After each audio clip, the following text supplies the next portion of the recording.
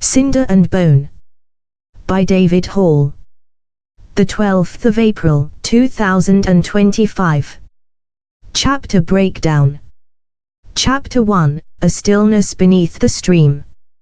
Chapter 2, The Edge of Things. Chapter 3, Threads in the Dust. Chapter 4, The Man in Grey. Chapter 5, The Blood Harvest. Chapter 6, Dread's Eve. Chapter 7, The Wedding. Chapter 8, Flight.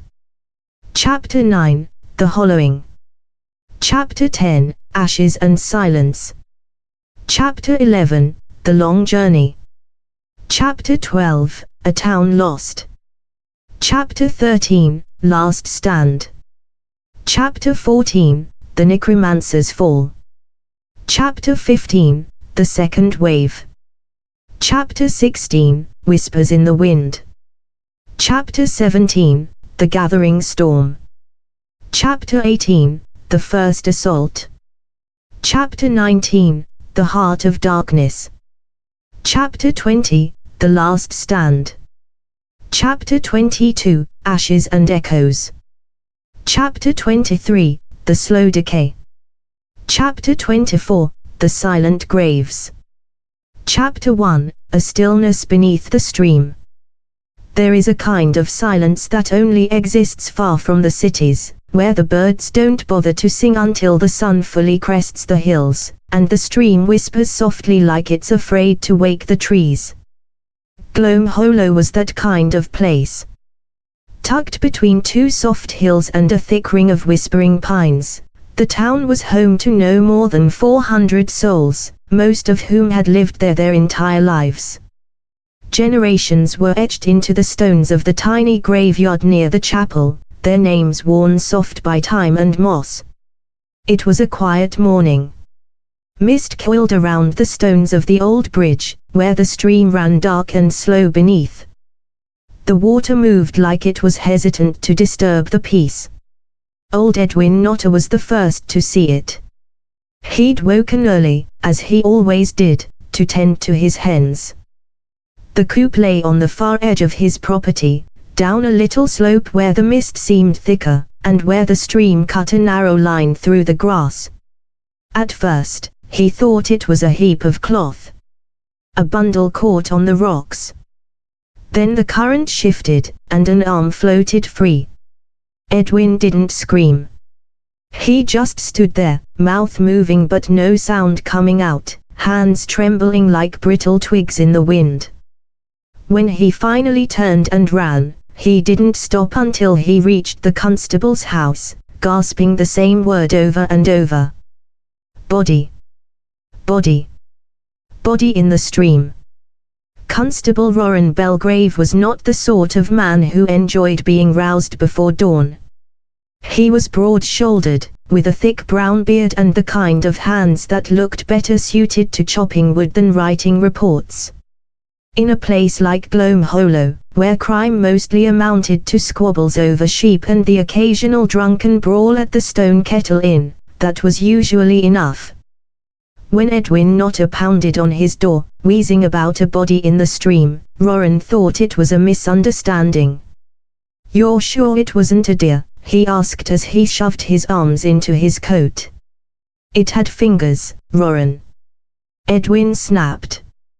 "Don't tell me I don't know what a man's hand looks like." They trudged through the wet grass toward the stream. The fog hadn't lifted, it clung to the trees like it was listening. The closer they got to the old stone bridge, the more Edwin slowed. And there it was. Hung up between two moss-slick stones, the body had gotten caught at the waist where the stream narrowed.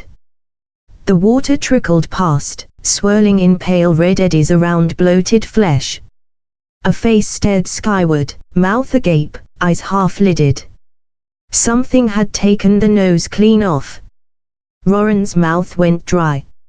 He'd seen bodies before, accidents, mostly, but not like this. The skin was grey. Not from the water, no. This was wrong. Rotten, and yet fresh. Worse still, The wrists bore dark grooves. Rope, maybe. Gods preserve us, Roran muttered. He turned to Edwin. Get Father Moran. And wake the doc, Myra. Now. Should I tell folk? Edwin asked, eyes darting. No, Roran said firmly. Not yet. No need to stir panic. But he was already too late. By the time Myra Clasp arrived, mud on her skirts, medical bag in hand, a small knot of townsfolk had gathered by the stream bank. Roran cursed under his breath. Myra crouched beside the body without hesitation, frowning as she examined it. You're not going to like this, she said after a moment. Try me. This man didn't drown, she said. Look at the bruising, he was dead before he hit the water.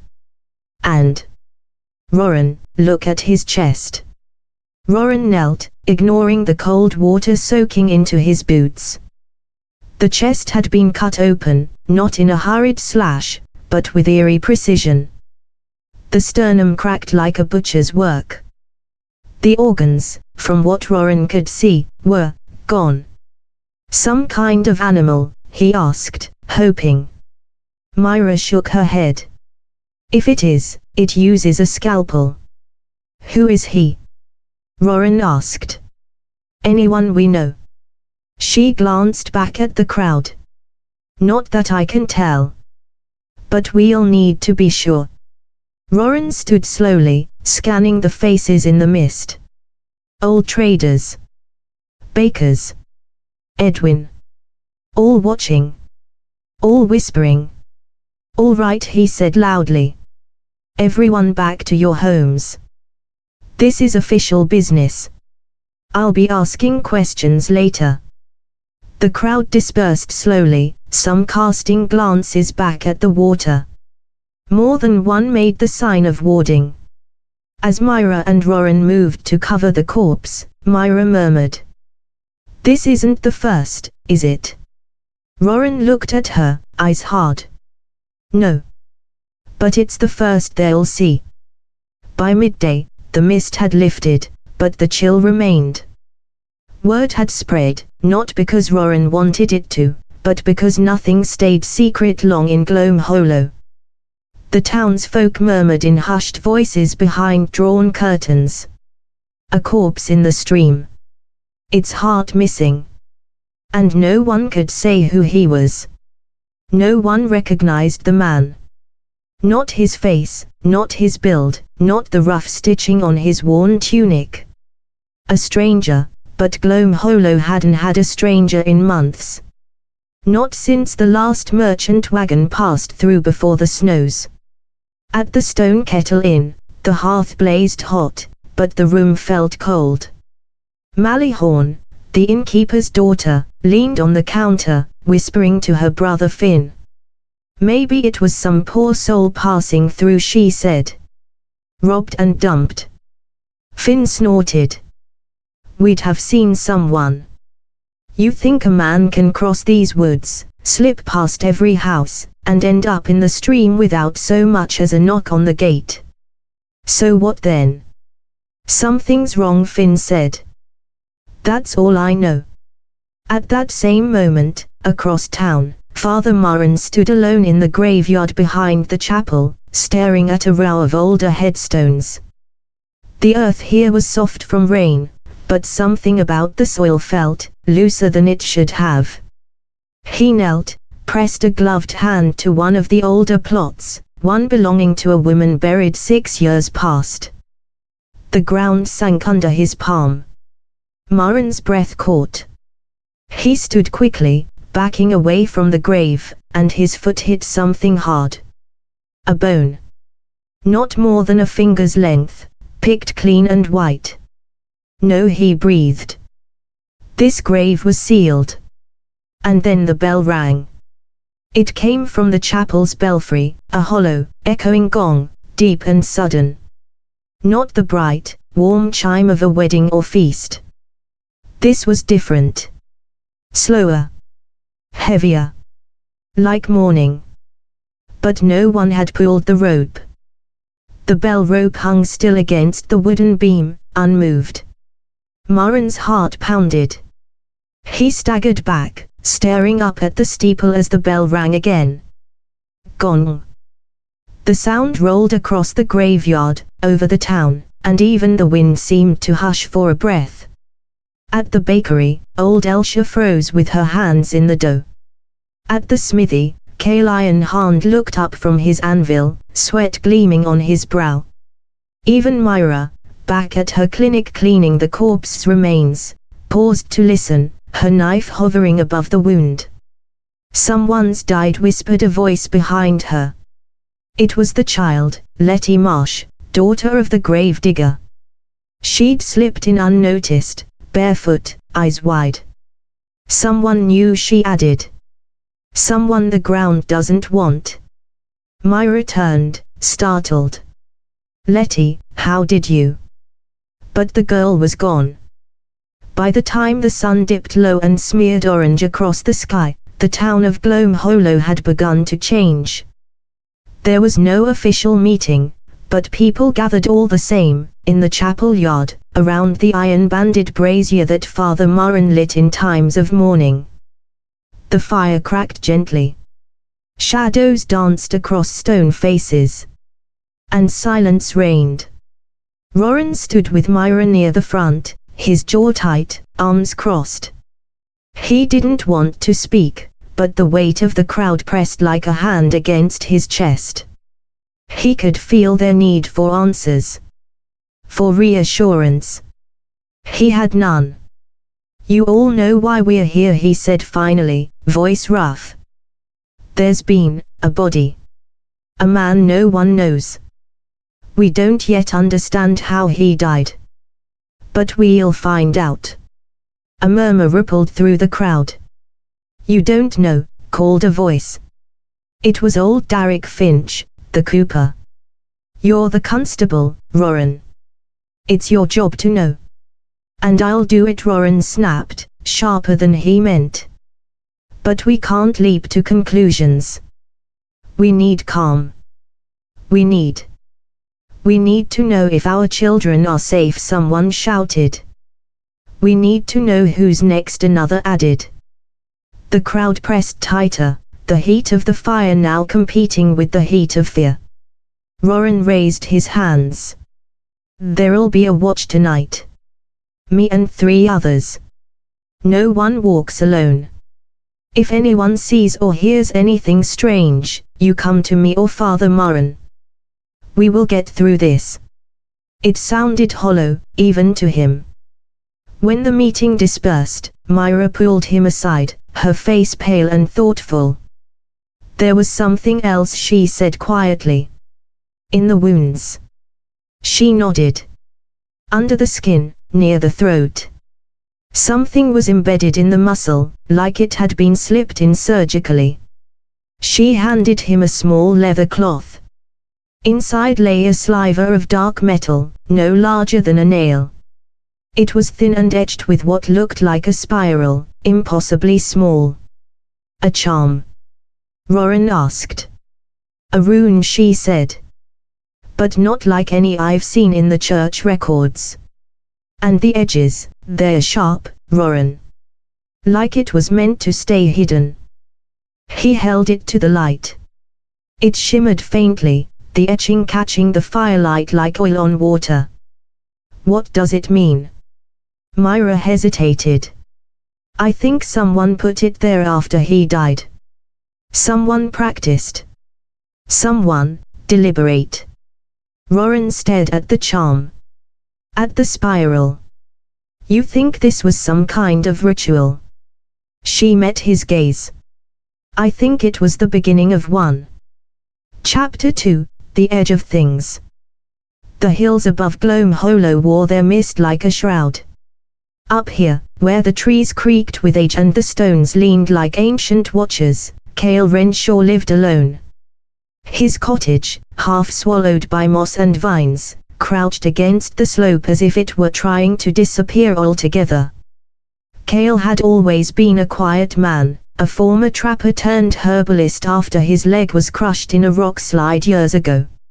He rarely came into town, save for a bag of flour or a bottle of old Darrick cider. But people remembered him. More importantly, they knew better than to bother him. The townsfolk whispered things about Cale. That he talked to the woods. That he read too many books, and some not fit for good folk. That he had seen something years ago that had changed him. No one ever asked him directly, though. And Cale never offered anything in return. That morning, as light began to thread through the trees, Cale stepped outside his cottage with a clay cup of chicory brew, his limp slow and familiar. The forest air was damp and heavy. Crows moved restlessly in the high branches. He paused, narrowing his eyes. There were no bird calls. No wind. Just the faint sound of dripping from the overhang above his door and a curious scrape, like claws on wood.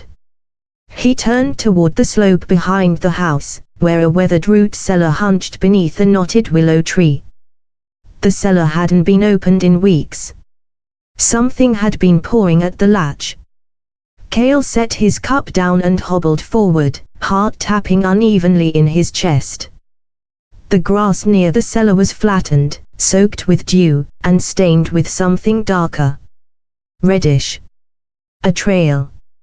He knelt stiffly, touched the streak of dried blood. Small. Narrow. Not animal. Child-sized. He pulled the cellar door open slowly. Inside, the darkness stared back. And then it moved. A figure flinched in the corner, not quite human in its shape, but not fully beast either. Its back was bent, arms too long, skin a mottled grey-green that looked half-cooked. Its eyes gleamed. Cale's breath caught.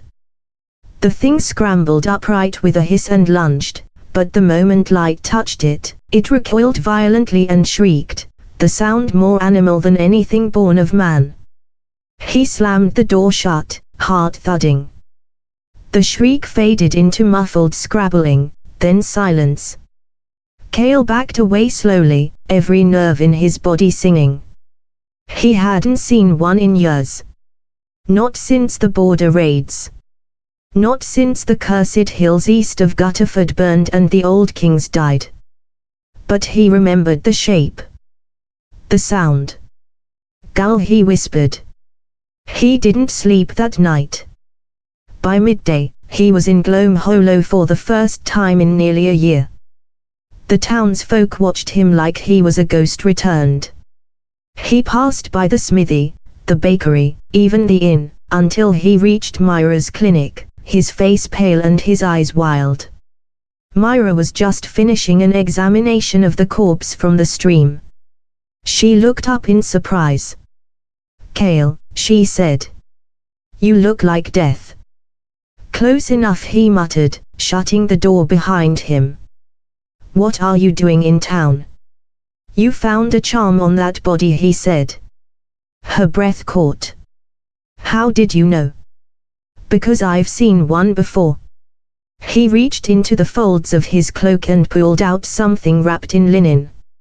Inside was a metal sliver, almost identical to the one she'd found, but older. More worn.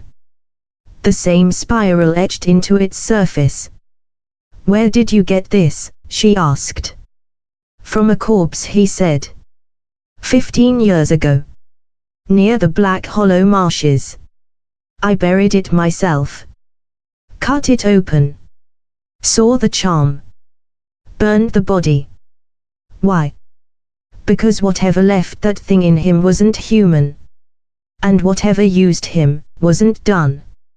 Roran found them both an hour later, arguing softly in the back of the clinic.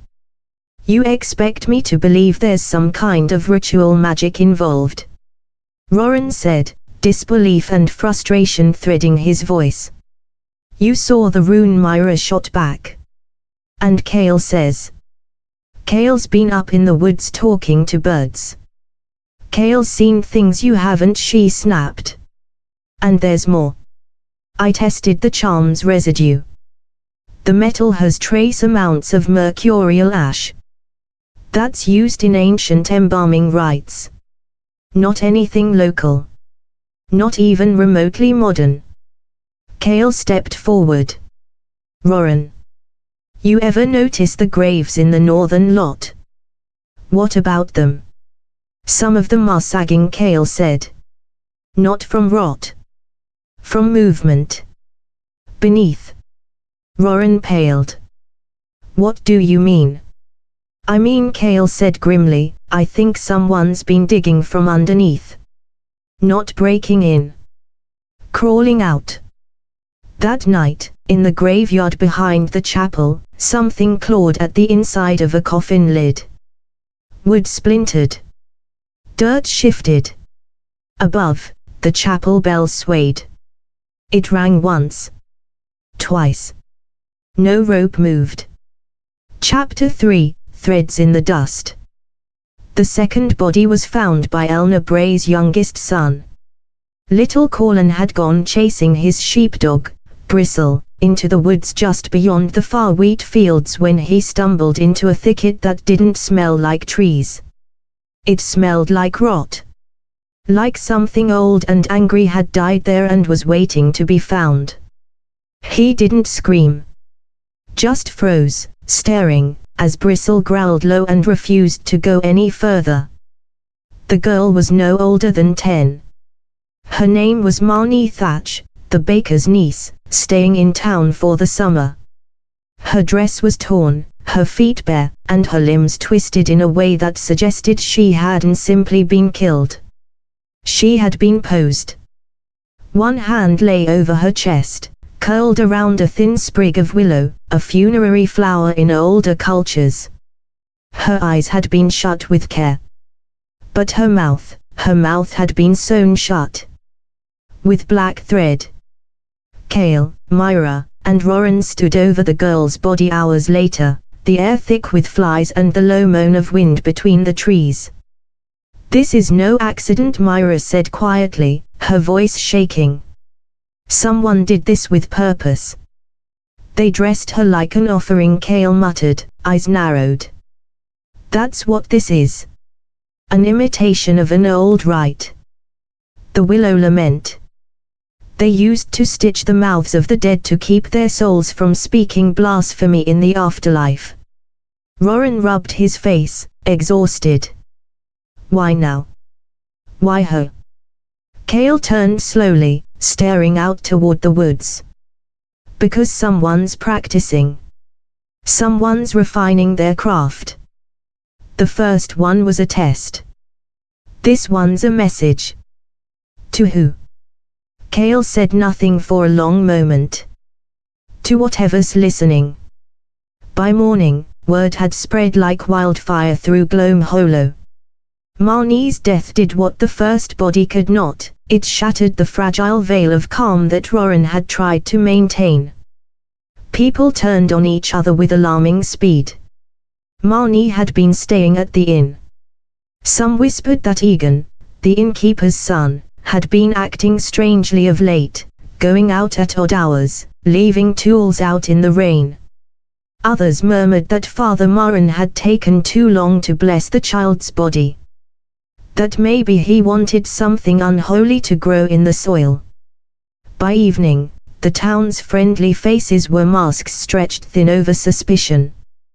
The smith, Hyle Danik, stood in the street yelling at Elna Bray for raising a boy who'd consort with devils. No one stopped him. Even the chapel doors were closed that night. Locked. Barred. Roran stood at the inn's upstairs window and watched the town fall apart, one whispered accusation at a time. They'll tear themselves apart, he muttered. Myra sat nearby, holding a cup of tea in both hands, her fingers trembling. Unless we give them a name, she said. We don't have one. Then find one. Later that night, Kale stood by the cemetery's edge, lanterns swaying in the dark. He had taken it upon himself to patrol the outer edges of town. Roran had protested, but Cale had insisted, not because he believed it would stop anything, but because he needed to see. He counted gravestones as he passed, whispering each name aloud like a prayer. When he reached the Thorn family plot, he stopped. One of the graves, freshly dug, 2 years past, was open. He moved closer, holding the lantern low. The coffin was there. Empty. The lid discarded nearby, its hinges snapped. Cale stared down into the earth and felt something in his gut lurch violently. There were drag marks in the soil. Leading out. Not in.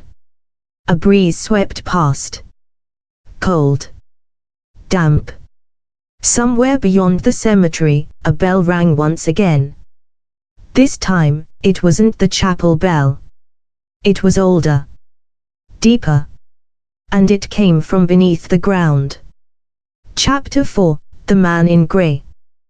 The next day came with smoke. The barn belonging to the Holvers had burned in the night. No livestock lost, but the cause was unmistakable: arson. Someone had scrawled a symbol in ash across the remaining timbers. A spiral. Sharp, looping, the same as the ones on the metal slivers. By mid-morning, the town square was full of voices. Panic. Rage. Old Finch was demanding justice. Lysa Holver was weeping, clutching her scorched apron. 3 townsfolk had fled in the night, the Farrows and their boy, and no one knew where they'd gone. Then came the rider. He arrived on a smoke-brown horse, dust in his cloak, hood pulled low. His face was lean, sharp as a blade honed to a whisper. His clothes were clean, but simple, travel-worn, stitched with care. Pale gloves on both hands.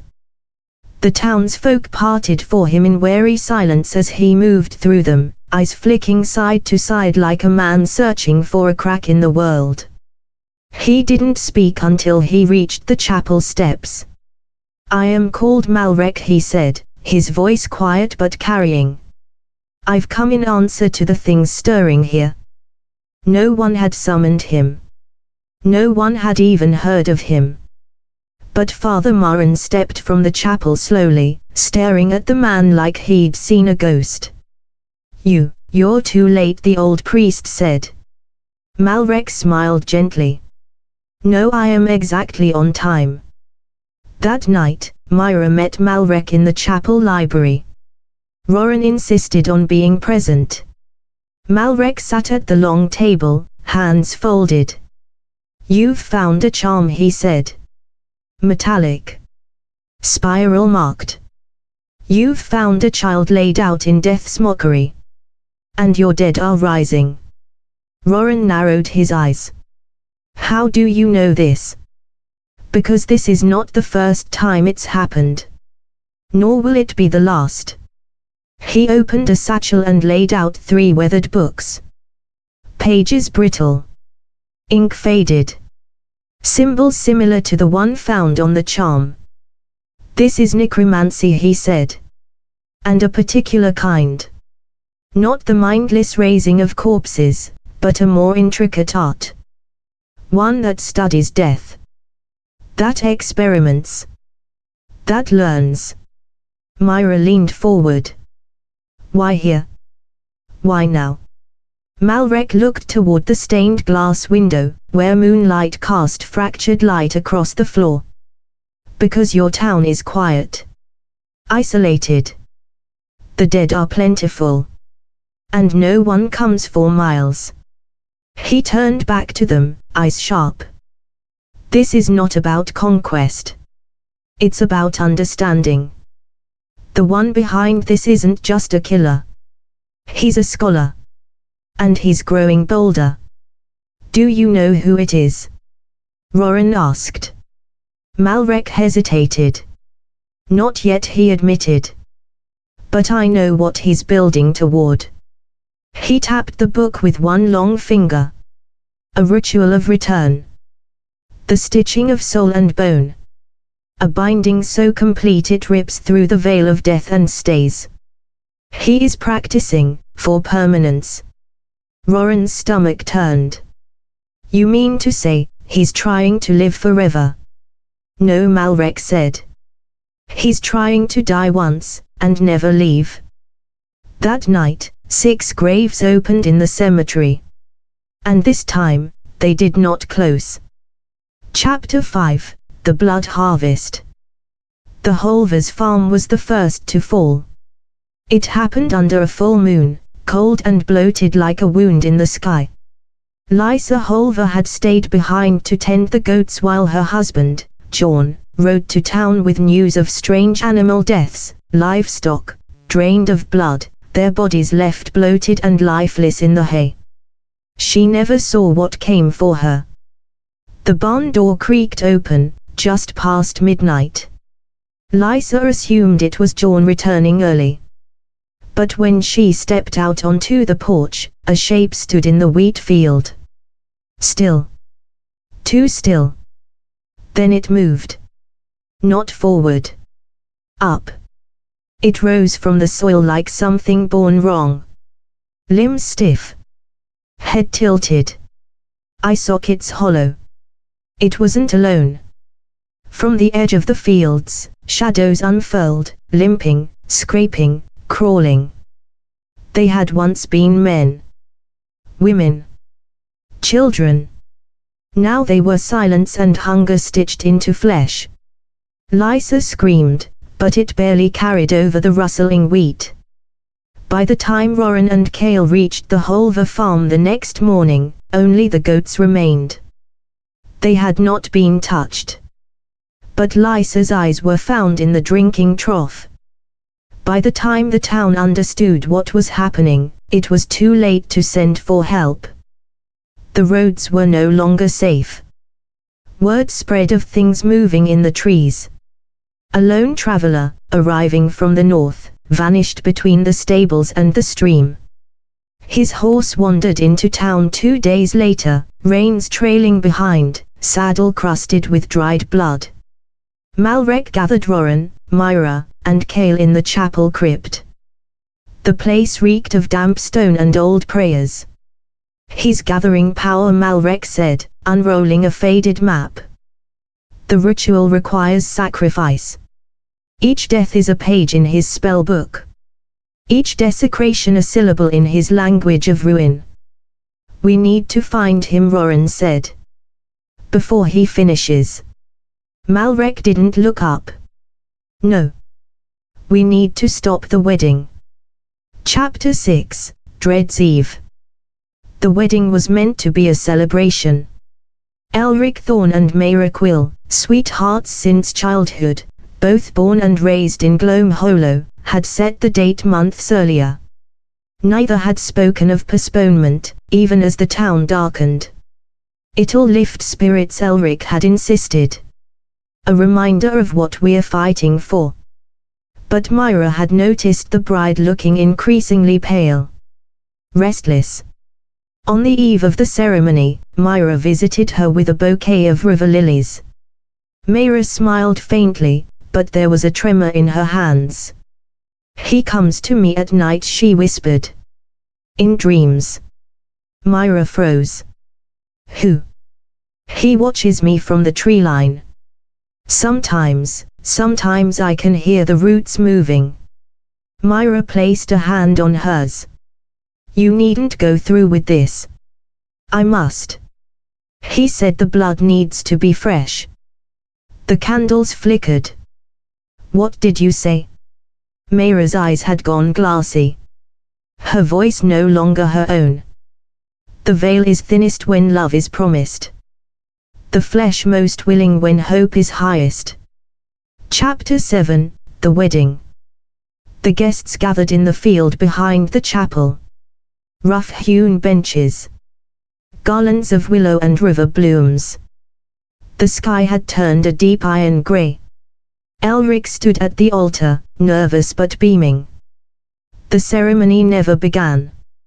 3 church bells rang. Then silence. A wind stirred from the north, low, rumbling. The ground shook.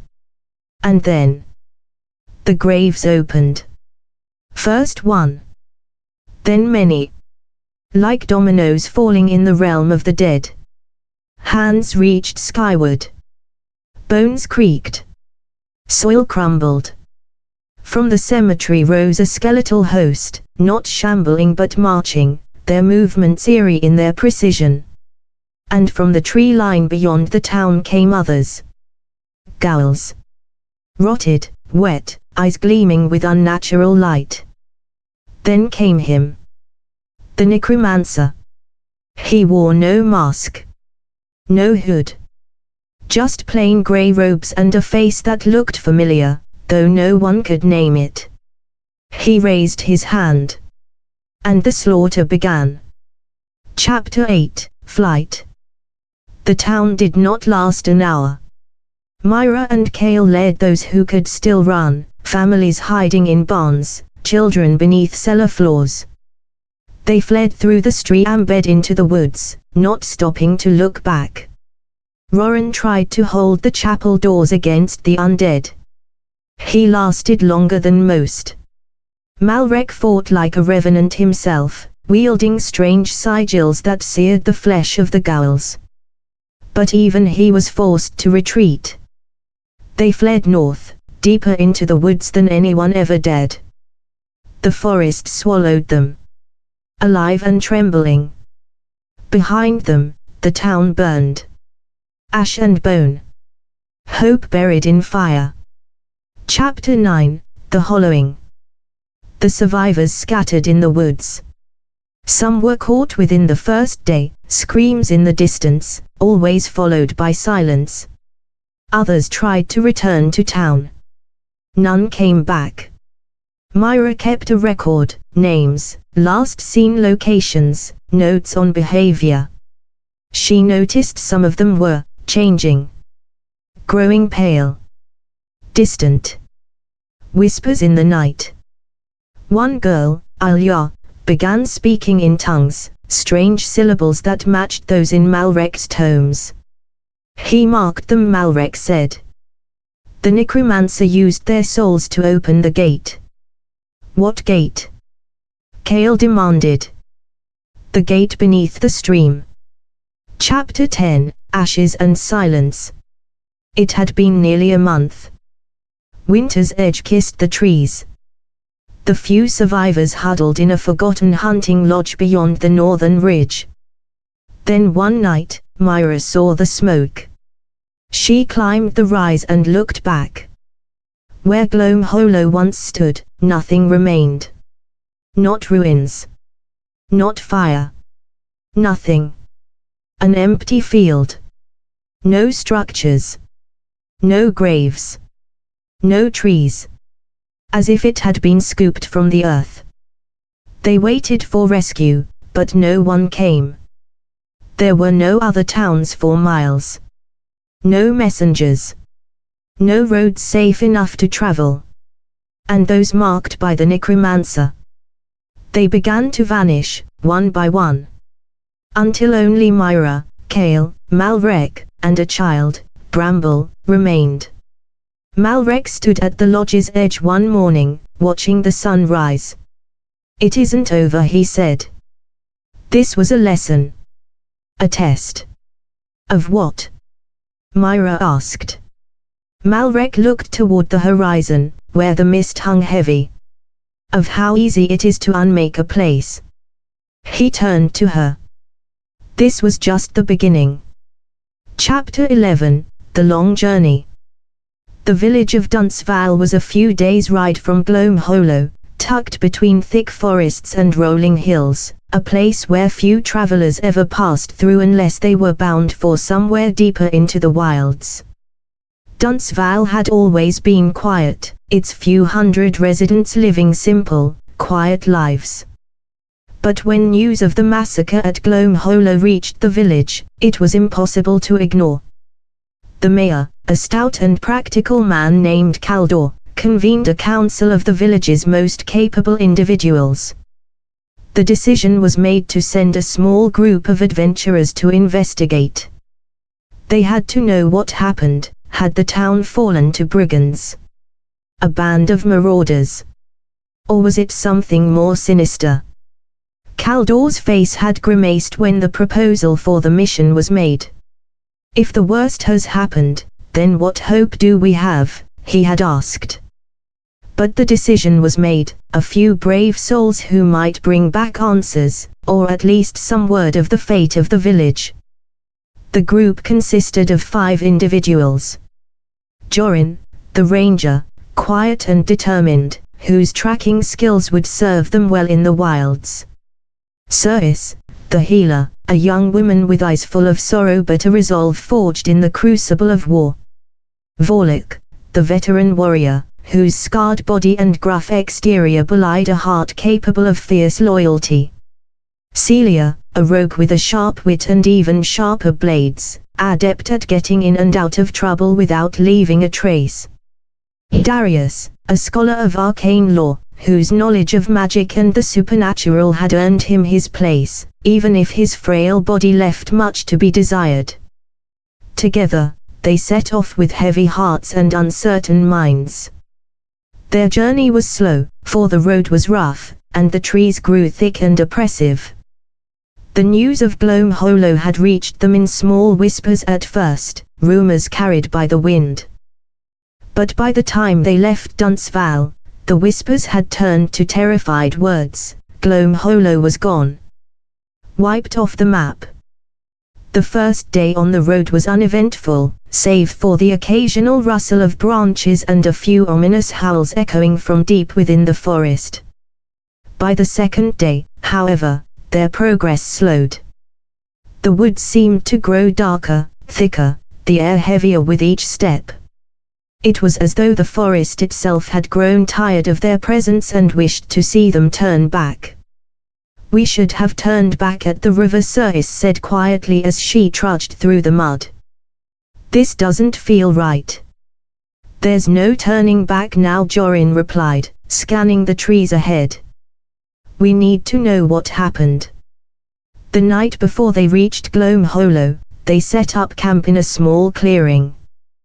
They had enough food to last a few more days, and they built a fire, though it barely held back the oppressive silence of the forest.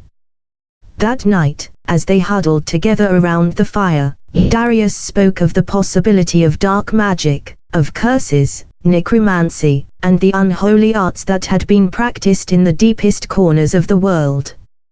"I've heard whispers of such things before," he said softly, his face pale in the firelight. "Necromancy, it's said that one can twist the soul, bind it to the body even after death. But the cost." He trailed off, as though the words themselves were too heavy to speak. Vorlok sharpened his sword in silence. "Don't talk of curses," Celia muttered, her eyes on the dark edges of the woods. "We're alive, and that's what matters. We'll deal with whatever we find in Gloam Hollow." But her voice lacked conviction. Chapter 12, A Town Lost. By dawn, they arrived at the outskirts of Gloam Hollow, weary but determined. There was no sign of life, no sound except the whisper of wind through the trees. The town was quiet, impossibly quiet. It had always been a small village, but now it appeared abandoned. The fields, once well tended, were overgrown. The homes, though intact, were dark, shutters closed tight, doors ajar but still hanging on their hinges. The smell of rot hung in the air, and there was a strange, unnatural stillness. Jorin took the lead, moving cautiously through the town. His eyes darted from shadow to shadow, his hand always near his bow. "Something's wrong," he muttered. "It's too quiet." The group moved forward, carefully stepping over the broken cobblestones. They reached the chapel first, a structure that had always been the heart of Gloam Hollow. Now, its doors were wide open, a jagged crack running down the wood. Inside, the air was thick with the scent of decay. Bones, discarded and shattered, littered the floor. Old bloodstains, dark and sticky, marred the once pristine pews. Ceres stumbled, her breath catching in her throat as she surveyed the destruction. "Gods," she whispered. "What did this?" The answer came swiftly. A shrill, wailing screech echoed from the shadows. From the dark corners of the chapel, something stirred. Something not human. Jorin spun, drawing his bow, but it was too late. The first of them appeared, skeletal, gaunt, with eyes that glowed a sickly green. Then more followed. The undead army, which had been lying in wait, rose from their graves, their bones creaking, their flesh rotting away like discarded rags. Within moments, the adventurers were surrounded. Chapter 13, Last Stand. Fighting broke out immediately. Vorlok swung his heavy sword, cleaving through the first wave of skeletons. Ceres cast healing spells to keep the group standing, but it was clear they were outnumbered. The undead were relentless. Celia darted between the monsters, her daggers flashing in the dim light. She struck quickly, but the undead just kept coming, undeterred by the blows. Darius tried to summon magic, but his incantations were weak, faltering under the oppressive aura of the Necromancer's power. He felt as though the very air was suffocating him. "We have to find the source," Jorin yelled over the chaos. "The Necromancer, he's behind this." But where was he? The undead had no mind of their own, no true leadership. Yet the way they moved, organized, purposeful, suggested that someone was directing them. Someone was commanding this army of death. Then, at the center of the town, they saw him. The Necromancer. He stood tall, cloaked in tattered robes, his face a mask of malevolent power. His hands were raised, and with each motion, more of the undead rose from the earth. His eyes glowed with an unnatural light, and as he turned to face the adventurers, a cruel smile spread across his lips. "You think you can stop me," he taunted. "You think your feeble efforts can end what I've begun?" Jorin's eyes narrowed. "We'll see about that." Chapter 14, The Necromancer's Fall. The battle raged on as they fought their way toward the Necromancer. Ceres was the first to reach him, her blade flashing as she struck at the dark wizard. But he only laughed, his hands moving in intricate patterns as he summoned dark energies to block her attack. The air around them crackled with magic, and Ceres was thrown back with a powerful blast, her body slamming into the chapel wall. Darius tried to counter with a spell of his own, but the Necromancer's power overwhelmed him. His words faltered, and the spell dissipated like smoke in the wind. It was Vorlok, with his brute strength, who finally reached the Necromancer, his sword raised high. The Necromancer laughed as Vorlok brought it down, but there was no stopping the inevitable. The sword cut through the Necromancer's physical form. His body collapsed to the ground in a heap. For a moment, the battlefield fell silent. Chapter 15, The Second Wave. But it wasn't over. The Necromancer's form began to twitch, to stir, even as the adventurers caught their breath. "What the hell?" Vorlok gasped. Then, with a horrifying crack, the Necromancer's body split open, but not in the way they had expected. From inside the corpse, another form began to emerge. A perfect replica of the Necromancer, his face, his hands, his dark eyes. "No!" Ceres whispered, eyes widening in horror. The Necromancer's body wasn't truly dead. It was a vessel, a copy, made to house his soul. The magic had already been cast. He had anticipated their victory. Before they could react, the ground beneath them trembled. A second wave of undead, as large as the first, rose from the earth, bringing with them the horrors of the grave. This time, they included the fallen adventurers, now risen as thralls, their faces blank and hollow. Jorin fought to the end, his arrows falling useless as the undead closed in. And when the last breath left their bodies, the Necromancer rose victorious. His army was complete. Gloomhollow was his. And now, so were they. Chapter 16, Whispers in the Wind. Duntsval stood as a quiet sentinel on the edge of the ancient forest, a city surrounded by towering, gnarled trees whose roots seemed to reach deep into the earth, anchoring the settlement with an old magic that few could truly understand. The Motte and Bailey Keep at the heart of the city served as both a symbol of power and a haven for the people who lived under its protection. The forest surrounding them was more than just a boundary, it was a living, breathing entity that whispered in the wind, guarding the city from the dangers that lurked beyond its darkened depths. As the sun dipped low over the horizon, casting long shadows that stretched across the cobblestone streets, the people of Duntsval went about their evening routines, unaware of the looming storm on the horizon.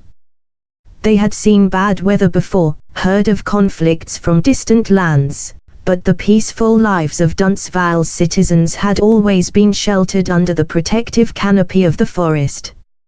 Among the citizens, there were those who served the city's council, 3 wise leaders, chosen not by birth but by merit, to guide the city through times of peace and war alike.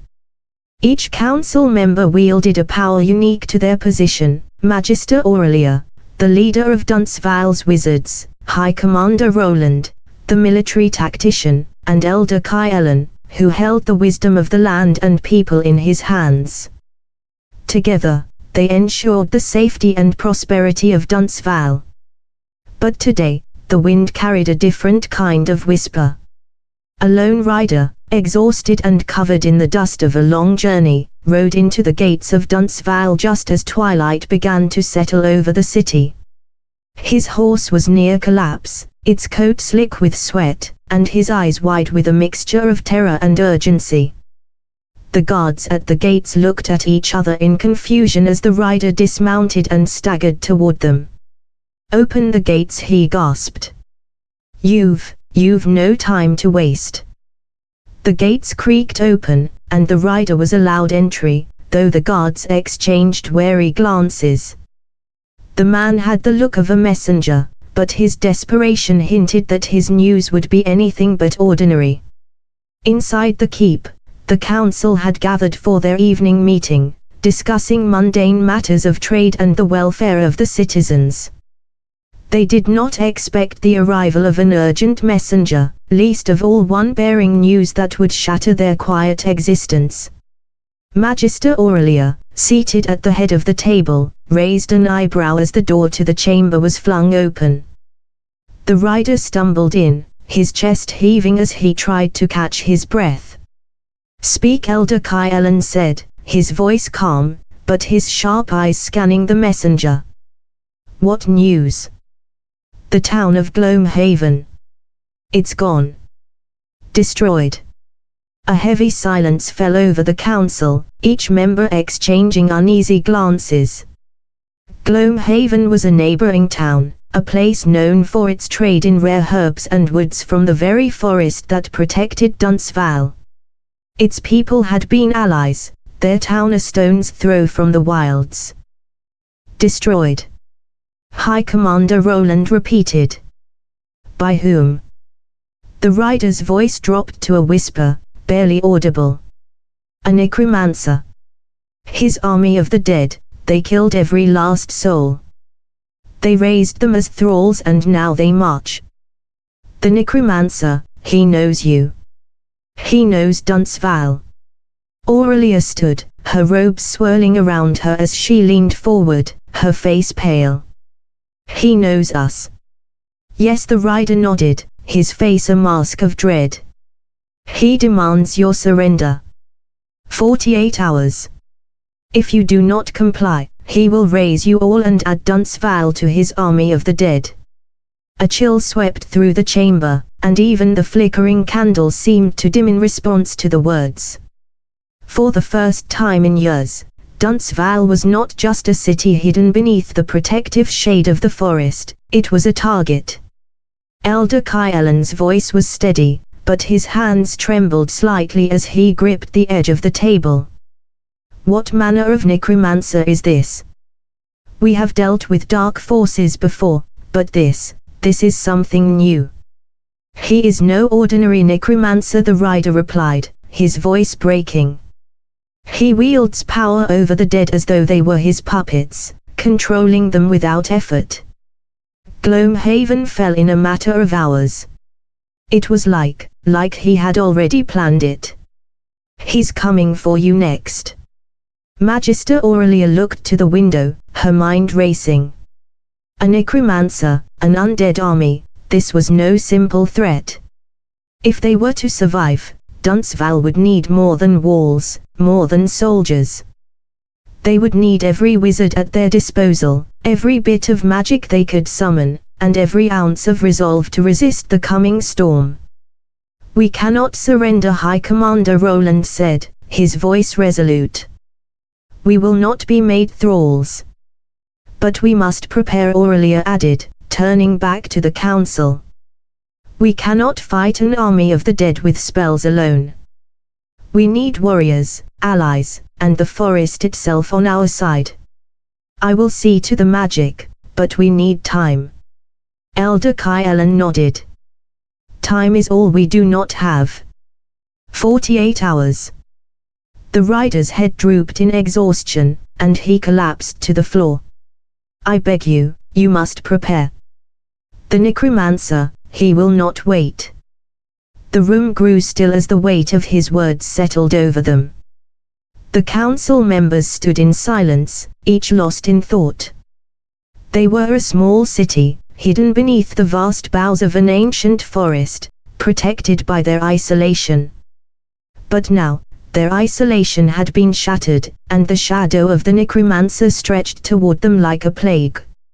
Aurelia's voice broke the silence. Prepare the city. Gather the mags, the warriors, anyone who can fight. We will not let Dunsval fall. The council nodded in agreement, their decision made. But even as they began to make their plans, the wind outside grew colder, and the first whispers of the necromancer's approach began to stir in the trees. The forest that had once protected them now felt distant, its power fading under the dark shadow of the approaching storm. Chapter 17, The Gathering Storm. The following morning, the people of Dunsval awoke to an air thick with tension. The once vibrant streets, where vendors called out their wares and children played under the watchful eyes of their parents, now seemed quieter. The usual hum of daily life had dulled, replaced by hushed whispers and hurried footsteps.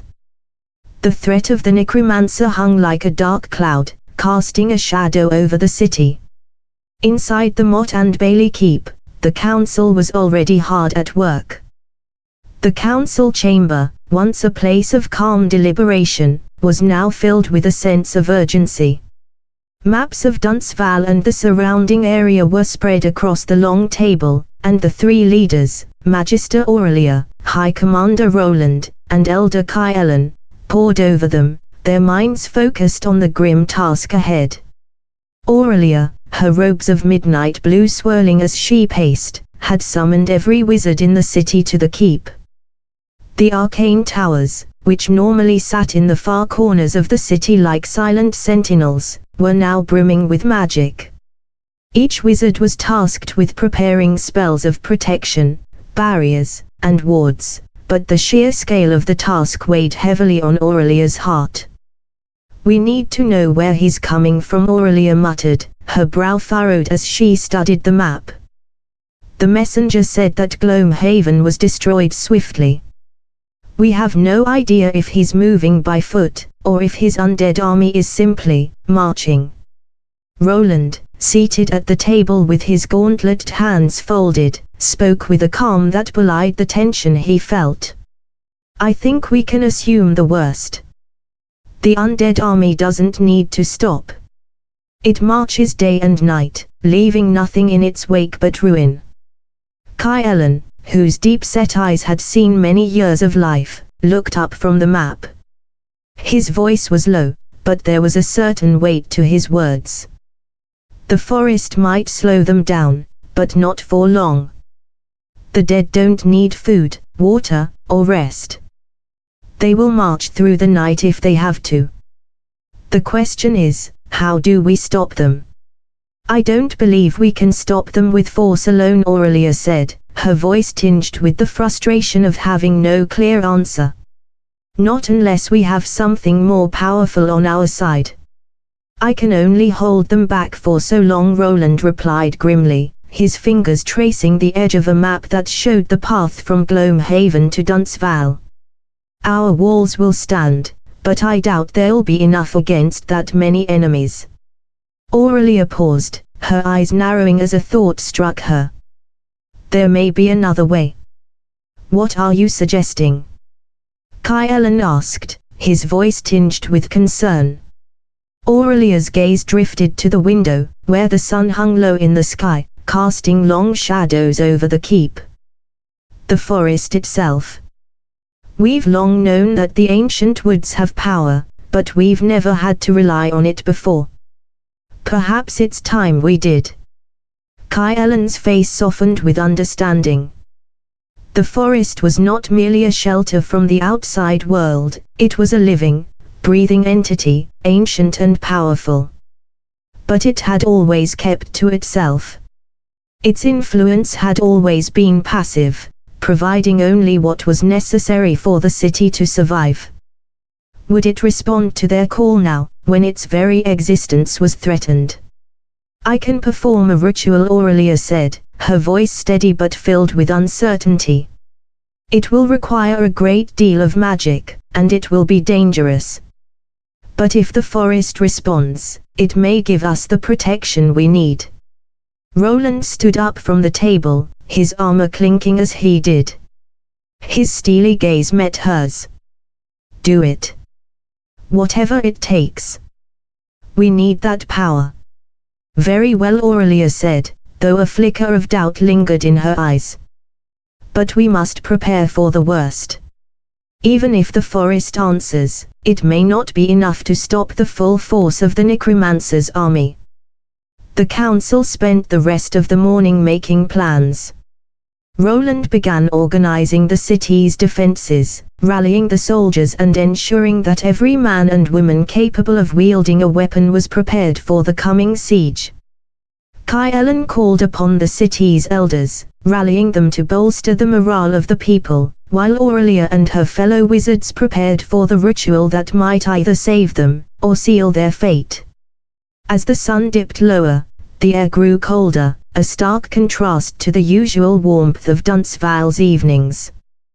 The wind, once gentle and comforting, began to carry a different sound, a mournful whisper that seemed to come from the depths of the forest itself. It was a sound that spoke of ancient things, of magic older than time, and of the unnatural forces that stirred within the trees. Aurelia stood in the center of the wizard's tower, her hands raised as she chanted the incantation. Her voice, soft yet resonant, echoed through the stone chamber. The air crackled with energy, and for a brief moment, the ground beneath her feet seemed to hum with power. Her eyes glowed with an inner fire as the magic flowed through her, seeking the forest's ancient connection. Please, she whispered, help us. Outside, the wind howled, the trees swaying and creaking as if responding to her call. The magic Aurelia invoked stirred the very heart of the forest, its power beginning to awaken from its long slumber. The ancient woods, once a passive guardian, now stirred with life, and with fury. The ritual was complete. Aurelia staggered back from the center of the room, her energy drained, her breath ragged. She had not expected the magic to take such a toll on her, but there was no time to recover. the forest had responded. Whether it would be enough to hold the Necromancer at bay remained to be seen. As night fell over Duntsval, the first signs of the Necromancer's army began to appear on the horizon, figures moving slowly, methodically, like a shadow creeping across the land. Their ragged forms, twisted and broken by death, seemed to stretch on endlessly. The undead were coming. But they were not the only force that approached. From the depths of the forest, something else stirred. The trees groaned and shifted, and a low, rumbling growl echoed through the woods. It was not the sound of death, it was the sound of something ancient and wild, awakening to defend its own. Duntsval was ready, and the battle for its survival was about to begin. Chapter 18, The First Assault. The moon hung heavy over Duntsval, casting an eerie glow across the cobbled streets and towering structures of the city. From the walls, one could see the faint outlines of the ancient forest stretching into the horizon, its thick canopy shrouding much of the land in shadows. The air felt colder tonight, as if the very breath of the earth was held in a shiver of dread. The city had been preparing for the inevitable assault. The people had gathered within the keep's fortified walls, under the protection of the council and their wizards. As night settled in, the first tremors of the earth were felt, a deep, resonating rumble that seemed to come from the very bowels of the land. The undead host was nearing. Roland stood atop the eastern wall, his eyes scanning the darkened landscape beyond. He had heard the whispers, the rumors, of a necromancer capable of raising entire armies of the dead. Now, those rumors were more than a distant fear, they were a reality. The necromancer's advance was slow but relentless, like the steady crawl of decay. His army, a grotesque mass of undead, was but miles away, its inexorable march a harbinger of doom. "They will come at us with everything they have," Roland muttered to Aurelia, who stood at his side, her staff gleaming faintly in the moonlight. Her face was calm, almost detached, yet the tension in her eyes betrayed the truth of her thoughts. She knew that their magical defenses, while formidable, would not last long against the sheer weight of the necromancer's force. "We will not fall without a fight," she replied, her voice carrying an edge of steel. "I've already called upon the forest's power. The trees will rise against them." But even as she spoke, a cold wind rustled through the trees at the edge of the forest, and Roland could sense the darkness that hung over the land. The forest's power, though ancient and strong, was not limitless. And it was far from enough to stand against the necromancer's growing army. The first wave of the undead hit Duntsval at dawn. Roland had expected it, but still, the sight of the horde charging toward the city gates filled him with a sense of foreboding. The once peaceful landscape was now alive with death, a sickly tide of corpses, skeletons, and other twisted abominations, all bound by the necromancer's unholy will. The sound of their march was like a distant thunderstorm, each footfall a grim promise of what was to come. Zombies, their bodies bloated and disfigured, staggered forward in an unbroken line, a horde of rotting flesh that moved with a grim purpose. Behind them, the skeletal warriors marched, their bones creaking with each step, their hollow eyes burning with an unnatural fire. And then, there were the horrors, ghoulish monstrosities, creatures made of twisted bone and sinew, their claws reaching for anything that dared stand in their way. Aurelia, standing alongside the wizards at the gates, muttered a quiet incantation. The earth trembled beneath her feet, and with a sharp cry, the trees of the forest stirred. Branches cracked and twisted, rising like serpents to strike at the approaching undead. Roots shot forth, entwining with the legs of the zombies and dragging them to the ground. But even this ancient magic, long held within the trees, couldn't stop the onslaught. The necromancer's army continued its march, more undead rising from the earth with every passing moment. For each zombie that was crushed or ensnared, 2 more took its place. The balance was tipping, and Dunsval's defenders could feel it. "Ready yourselves," Roland bellowed, drawing his sword and raising it high. "Hold the walls. Do not let them through." The soldiers of Dunsval, their faces grim but resolute, took their positions along the battlements, weapons ready. Arrows flew from the archers stationed high on the walls, and the first volley of magic from the wizards rang out, striking the oncoming undead with fire and arcane force. But despite the devastation, the horde pressed on. A sudden, sharp cry came from the east. A skeletal warhorse galloped forward, its rider, a towering figure clad in black, bearing the unmistakable sigil of the Necromancer, sword raised. The figure was unlike any other in the army of the dead. It was as if it were more than just a corpse, it was an agent of death itself, wielding dark power in the very air around it. The wizards felt the energy in the air crackle, a disturbance of unnatural power that stung their senses. "There!" Aurelia shouted, pointing to the figure. "That must be him. The Necromancer himself."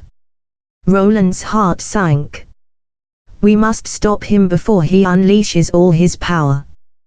With a single motion, Roland spurred his horse forward, rallying a small group of soldiers and wizards to charge. As they galloped toward the Necromancer, the ground beneath them shook violently. The undead army surged forward in waves, and the city gates groaned under the pressure of the assault. The battle outside the gates of Dunsval had begun in earnest. As the 2 armies collided, the clash of steel and magic filled the air. The undead surged like a tidal wave, battering the defenders with relentless fury. Roland fought with all his might, his sword flashing in the moonlight as he struck down zombie after zombie. But for every one that fell, 2 more replaced it. The wizards unleashed their most potent spells, fireballs and bolts of lightning streaking across the battlefield, disintegrating undead in spectacular explosions of light. Yet, despite their power, they were only a small part of the fight. The Necromancer's true strength lay in his ability to raise the dead, and as long as he commanded his army, the undead would never stop. Aurelia's heart raced. She had hoped the forest's magic would slow the horde, but the Necromancer had anticipated that. He had brought with him creatures twisted by his dark magic, things that crawled and slithered, moving through the trees with ease and poisoning the very land around them. It was a battle of attrition, and Dunsval was losing.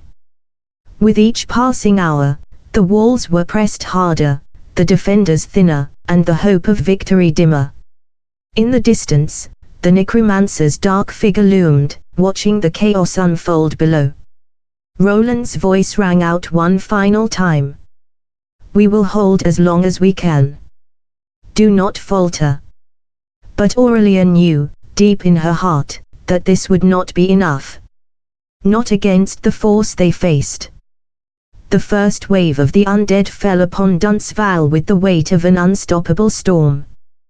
The battle had begun, and it seemed there would be no end to the horrors that would follow. Chapter 19, The Heart of Darkness. The sun had barely risen over Dunsval, and yet it felt as though the world had already been consumed by night. The sound of battle continued to echo throughout the city, a terrible symphony of steel clashing against bone, and the cries of the wounded mixing with the groans of the undead. Aurelia stood at the edge of the battlements, her breath coming in sharp, shallow gasps. Her staff was gripped tightly in her hand, the wood of it slick with the sweat of battle and the blood of the fallen. The Necromancer's army had continued to push forward, their relentless march a constant, crushing wave against the city's defenses. The trees of the forest, once strong allies, had begun to wither under the power of the undead. The corruption was spreading faster than even she could control. The air was thick with the stench of decay, and the ground beneath them seemed to shift with every movement of the undead horde. Duntsvale had already lost many of its walls, and the defenders were beginning to retreat toward the heart of the city, towards the keep. The gates had been battered, the barricades splintered, and the once pristine streets of Duntsvale were now littered with the bodies of both the living and the dead. "Hold the line!" Roland's voice rang out from across the battlefield, a desperate command as he swung his sword through a group of advancing zombies. But even his valor could not stem the tide. The undead were too many, too numerous, and with every fallen soldier, the Necromancer's army grew stronger. The wizards, those who still had the strength to fight, stood in a circle on the eastern side of the city, their hands raised to the sky as they chanted incantations of power. Bolts of fire and lightning shot forth from their fingertips, incinerating the approaching undead and reducing their decaying bodies to ash. Yet, the destruction felt hollow, for every undead that fell was swiftly replaced by another, rising from the ground like a nightmare reborn. Aurelia's mind raced. The forest's magic was not infinite, and already, she could feel it fraying at the edges. The ancient trees that had once stood proud and tall were now bending under the weight of the Necromancer's influence. What had once been a sanctuary was now becoming a graveyard, a testament to the strength of the darkness that marched toward them. "Can you feel it?" Aurelia whispered to herself, her eyes narrowing as she scanned the battlefield. A dark presence. A shadow that loomed over them all. The Necromancer was near. Roland's voice broke through her thoughts. "Aurelia, we need you on the front lines. The undead are pushing forward." With a heavy heart, Aurelia turned away from the battlements and made her way toward Roland. She could see him leading a small group of soldiers, cutting through the undead with precision. But even his skill could not stop the inevitable. The undead were closing in on the keep. "I've sent a group of scouts to the forest's edge," Roland said breathlessly as he fought off a skeletal warrior. "They will attempt to disrupt the Necromancer's supply lines, but I don't know how much good it will do. The Necromancer is far too powerful." Aurelia nodded grimly, her staff raised high. "We have one advantage left. If I can reach the heart of the forest, I may be able to summon the ancient power that lies dormant there. It's a last resort, but it's our only hope." Roland's gaze hardened, his expression resolute. "Then go. We will hold the line as long as we can." Without another word, Aurelia turned and sprinted toward the woods. Her heart pounded in her chest as she made her way toward the ancient trees, their twisted forms looming in the distance. She could feel the magic growing stronger as she approached the heart of the forest, but with it came an unsettling feeling, a gnawing sensation in the back of her mind. The forest was fighting back. The Necromancer's corruption had taken root here, too. As Aurelia moved deeper into the woods, the ground beneath her feet began to shift. The earth cracked and groaned as though the very roots of the trees were alive, struggling against the encroaching darkness. But there was no turning back now. She had to reach the heart of the forest. It was their last chance. Aurelia reached the ancient oak, the oldest tree in the forest. Its roots dug deep into the earth, and its bark seemed to pulse with an otherworldly energy. The tree's branches stretched toward the heavens, its leaves shimmering faintly in the dim light. This was the heart of the forest, the source of its magic, and now, it was under siege. The Necromancer's influence was strong here, too. The branches of the trees twisted unnaturally, and a cold wind blew through the woods, carrying with it the scent of death. Aurelia could feel the power of the forest waning, the life force of the trees being drained by the Necromancer's dark magic. She knelt before the ancient oak, placing her staff into the ground. She closed her eyes, her mind focusing on the very heart of the forest. She could hear the whispers of the trees, their voices faint and strained as they called out for help. She could feel their pain, their fear. The magic was there, hidden deep within the roots of the tree. Aurelia reached out with her mind, her fingers trembling as she touched the pulse of power that lay dormant beneath the earth. The ancient energy surged through her, filling her with a flood of warmth and light. But even as the power coursed through her, she could feel the Necromancer's magic pushing back, clawing at her mind. "Please," she whispered, her voice barely audible over the wind. "Help us. We cannot stop him alone." A low, rumbling voice filled her mind, ancient and wise. "The Necromancer's darkness is strong, child. It threatens to consume all. But we are with you. We will fight to the last breath." Aurelia's heart swelled with hope as the forest's magic responded to her plea. The trees stirred, their roots lifting from the earth, and the ground itself seemed to tremble in anticipation. The ancient power of the forest was awakening, and with it, the final defense of Duntsval. But even as the forest rallied to her call, Aurelia knew it might be too late. The Necromancer's army was already upon the gates. The city's last defenders were holding on by a thread. The battle for Duntsval was nearing its final stage. Chapter 20, The Last Stand. The battle had escalated beyond what any of them had ever anticipated. The once proud walls of Duntsval had become mere memories, shattered remnants of a city that had held so much hope. Now, smoke billowed in dark clouds above the city, and the ground was slick with blood. The cries of the dying and the roars of the undead were the only sounds that filled the air. Aurelia had not returned yet. Roland's grip tightened around his sword as he watched the eastern gate fall to the relentless assault. The undead were closing in on the keep, their numbers swelling with every moment that passed. The city's defenders had fought valiantly, but even the most skilled soldiers had begun to falter, their bodies growing weaker with every passing hour. The overwhelming tide of undead was too much for them. A burst of flame erupted in the distance, and a cry of victory echoed across the battlefield as one of the wizards fell. Roland's heart sank. They had lost another. "Hold the line. For Duntsval!" Roland shouted, his voice hoarse from the heat of battle. His blade cleaved through the skull of a skeletal warrior, but he could feel the weight of his own exhaustion settling into his bones. The Necromancer's forces seemed endless.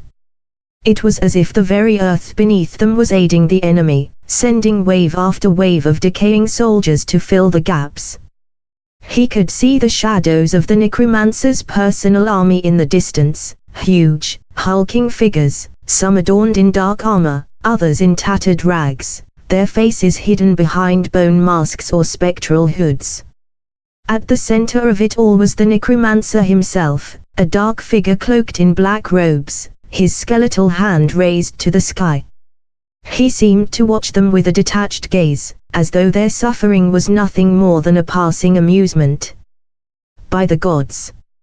Roland muttered, his eyes narrowing. "We need reinforcements. Where is Aurelia?" As if on cue, a sudden crack of thunder echoed from the heart of the forest. The ground beneath Roland's feet trembled, and a deep, booming voice reached his ears, echoing through the city streets like a forgotten legend coming back to life. "It is time. Aurelia." Roland's pulse quickened as he turned toward the keep. The gates were nearly breached, and yet, somehow, the defenders were holding strong. He could see the wizards, their hands raised in the air, focusing all their remaining power into their spells. The remaining soldiers fought with desperate ferocity, refusing to let Dunsval fall without a fight. Roland didn't know how much longer they could last. He didn't know if Aurelia would arrive in time, but he held on to the flicker of hope that her magic would be enough to turn the tide. With a final glance toward the crumbling walls, he began to move toward the center of the city. The ground beneath him felt unstable, as if the world itself was starting to break apart. The air was thick with the scent of decay and burning wood, and the sun had nearly disappeared behind the smoke-filled sky. Only a faint, sickly light remained, casting eerie shadows on the battleground. As Roland ran through the streets, he could see the devastation around him. The once beautiful city was now little more than a charred ruin. Buildings had collapsed, their stone foundations cracked and broken. The marketplace was a graveyard of fallen soldiers, their lifeless bodies littering the streets. The houses had been reduced to rubble, and the air smelled of ash and death. Then, just as Roland reached the center of Dunsval, he saw her. Aurelia stood at the heart of the ruined city, her staff raised high, her eyes closed in concentration. The air around her shimmered with a palpable energy, a faint glow surrounding her figure. The trees that had once guarded the city were now alive with magic, their branches swaying in rhythm with Aurelia's incantations. "It's not enough," Aurelia's voice broke the silence.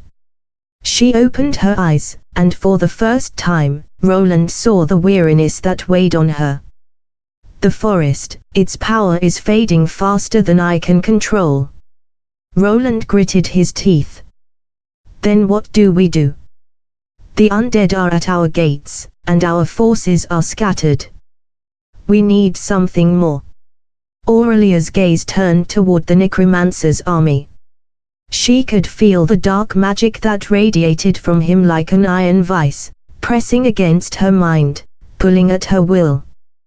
The Necromancer's forces were vast, and without his leadership, they would fall into chaos. But with him, they were unstoppable. "There is a way," Aurelia said slowly, "but it is a dangerous one. A forbidden spell, one that can destroy the Necromancer and his army. But it requires everything. Every ounce of magic I have left.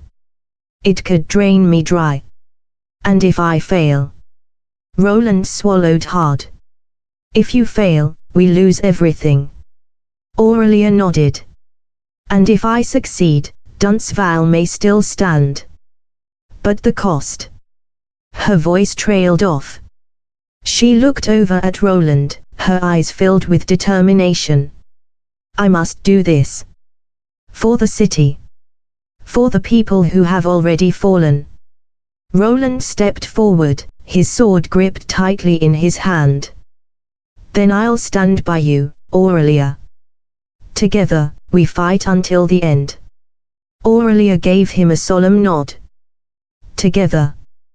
The Necromancer's army had reached the gates, and his dark figure loomed in the distance, his eyes burning with a malevolent light. The time had come. Aurelia's hands trembled as she raised her staff high, the air around her crackling with arcane energy. She whispered the words of the ancient spell, her voice barely audible over the battle's roar.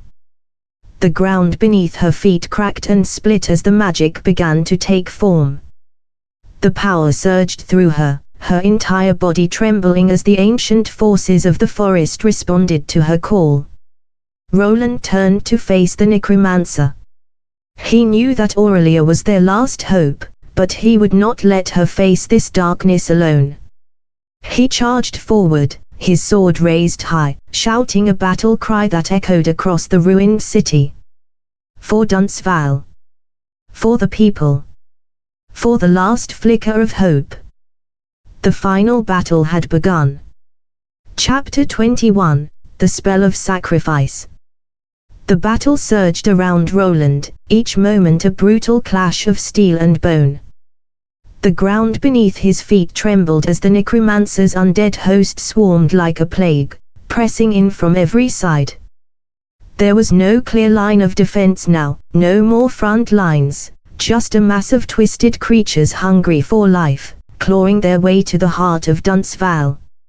Roland fought with the fury of desperation, his blade cleaving through skeletal warriors, his mind focused solely on protecting Aurelia. The distant figure of the Necromancer loomed ever closer. He walked atop his army like a king among beggars, his dark magic warping the very air around him.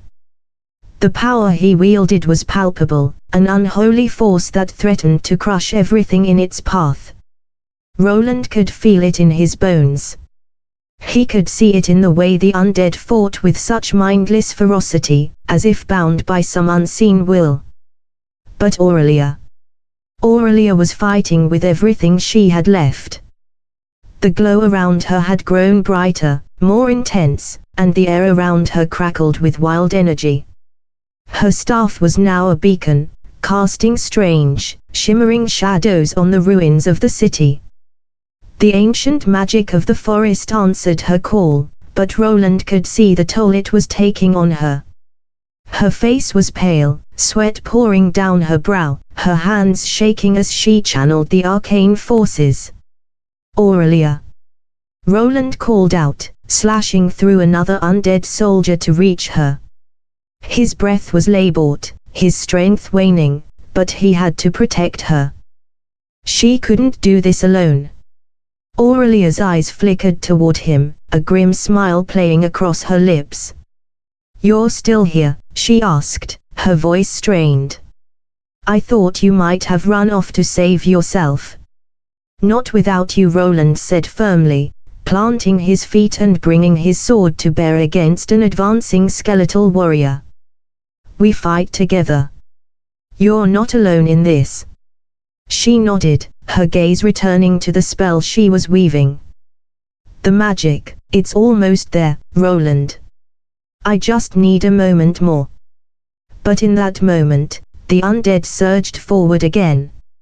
A massive white, taller than a man, with jagged bones protruding from its chest, raised its blackened blade and charged straight for Aurelia. Roland reacted instinctively, throwing himself in its path. The white swung its blade in a vicious arc, but Roland was faster. He parried the strike, but the sheer force of the blow sent him stumbling back. "Get away from her!" Roland growled, gritting his teeth. His arm burned with pain, but his resolve held firm. He stepped forward, his sword raised, and drove it into the white's ribcage, shattering the bones within. The creature staggered but didn't fall. Another swing from the white's blade.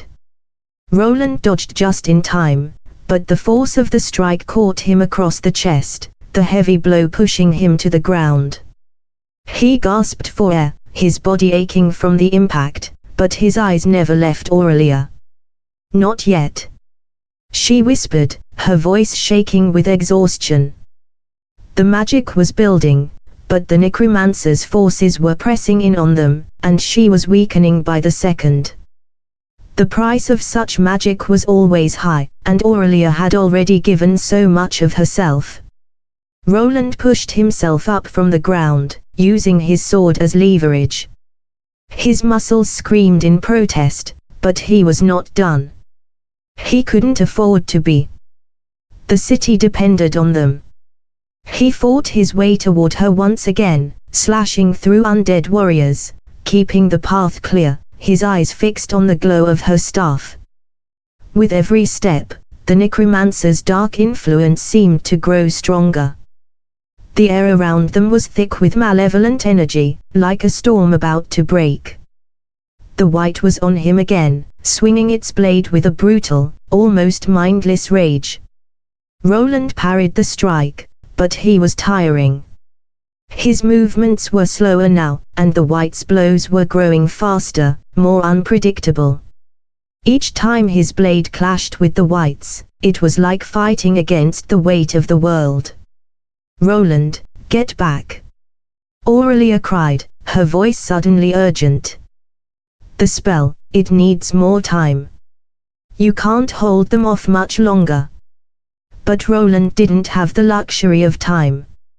He could see the dark figure of the Necromancer now, his gaze locked on them. The Necromancer raised his skeletal hand, and the white paused, retreating for a moment as its master issued a silent command. The Necromancer's power fled, and the very earth seemed to buckle under the weight of his will. "This is your end, Aurelia," the Necromancer's voice boomed, distant but filled with unholy confidence. "You cannot defeat me. Your magic is fading, your strength is failing, and soon Duntsval will fall, and you will be nothing but a footnote in the annals of my victory." Aurelia's hands trembled as she held her staff aloft. The air around her vibrated with raw power. But the glow was flickering now, her magic beginning to falter. Roland could see the toll it was taking, her very life force seemed to be draining into the spell, and he feared that even if she succeeded, she might not survive the sacrifice. "You can still stop this," Roland said, his voice filled with desperation. "Aurelia, don't give up." She turned toward him, her eyes filled with determination, but also an overwhelming sadness. "There's no other way, Roland. This is the only chance we have." Her staff flared once more, and the ground beneath them shook violently. The white lunged at her again, but Roland was there, sword raised high. He struck with every ounce of his remaining strength, cutting the creature down just as the spell reached its apex. The sky above seemed to darken, as though the heavens themselves were acknowledging the magnitude of what was about to unfold. Aurelia's voice rang out in a final chant, words ancient and forgotten, as the ground beneath them split wide open. A massive wave of energy surged outward, engulfing the entire battlefield in a blinding light.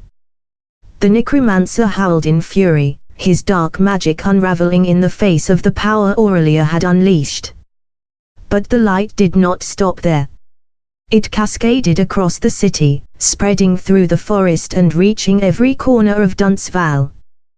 The very land seemed to pulse with life, as if the forest had awakened from a long slumber to join in the final battle. But Aurelia's staff shattered with the force of the magic, and she fell to her knees, her eyes wide with the strain. Roland rushed to her side, his heart pounding in his chest. "Aurelia," he shouted, shaking her gently. "Aurelia, you did it. You've saved us."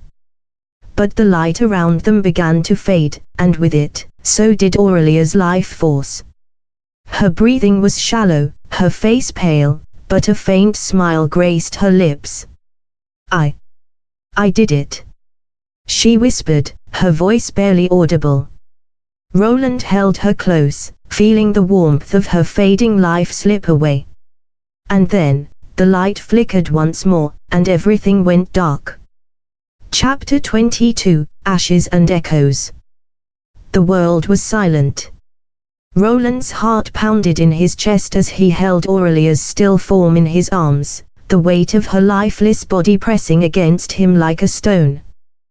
The light that had surged through Duntsval had faded, leaving behind a haunting emptiness. The air was thick with smoke, the ruins of the city still smoldering as the final echoes of battle died away. The Necromancer's undead army, once a relentless tide of destruction, was now but a broken, lifeless husk. The spell that Aurelia had cast had undone the Necromancer's dark magic. The undead host, now bereft of their master's will, had crumbled to dust. But the victory was hollow. Roland gently laid Aurelia's body on the ground, his fingers trembling as he brushed a lock of hair from her pale face. Her staff lay shattered beside her, the once bright magic now spent. The ancient forest, once alive with the whispers of magic and the rustle of leaves, was eerily still. The trees stood as silent sentinels, their branches heavy with ash. The last of the undead collapsed around them, skeletons, wights, and twisted creatures all reduced to mere remnants of bone and rotting flesh. The earth beneath their feet seemed to sigh in relief, as if it, too, had been relieved of the Necromancer's blight. But it was a fleeting peace. Roland stood up slowly, his muscles aching, his sword still clutched tightly in his hand. The battle was over, but the cost had been staggering. Duntsval was lost. The once vibrant city was now nothing more than smoldering ruins, its people gone. Only the bones of the fallen remained, scattered like broken dreams in the wake of the undead horde. He looked out across the battlefield, his eyes scanning the destruction. There were no cheers of victory. No relief. Only a quiet, mournful stillness that hung in the air like a funeral shroud. And then he saw them.